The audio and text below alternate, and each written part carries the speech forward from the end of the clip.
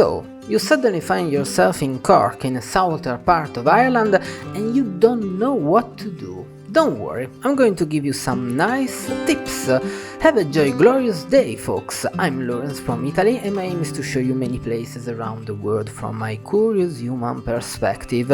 If you want, help me grow this project, snap me a like and subscribe. So, the city of Cork, where I spent a full day during my trip to Ireland, was great. There are many things to visit and see, and many places to chill out a bit as well.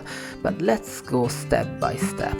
First, let's talk about my accommodation. I was staying at the Red Cliff Guest House, a very nice hotel located in the western part of Cork downtown. It was great, especially because it was very clean.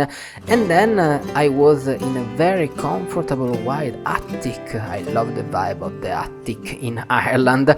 However, my hotel was a little bit away from the main downtown streets, but very close to the University College, so let's start with that.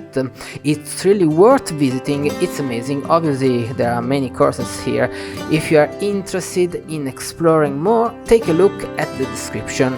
Of course, if you don't need to study anymore, you can visit the Lewis Glucksmann Gallery, where you can find many amazing exhibitions, especially about visual arts. After spending some time here at the university, I decided to move downtown. My favorite street was Oliver Plunkett Street, of which I have already made a video about.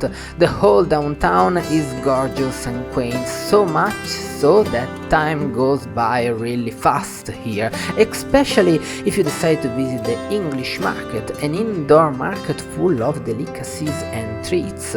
If you decide, you can also visit some churches like the famous St. Finbarr's Cathedral, which I was very curious about, of course because it's an incredible Gothic cathedral, but also because it has a labyrinth outside. In Italy I have never seen a labyrinth near a church. I only see them in Celtic festivals. Could there have been an influence here? I don't know. And then I also recommend St. Anne Church, Shandon Bells and Tower. Really nice. After strolling around the city center and visiting many stores, including this one, which is my favorite, I decided to head south to visit the Cork City Goal.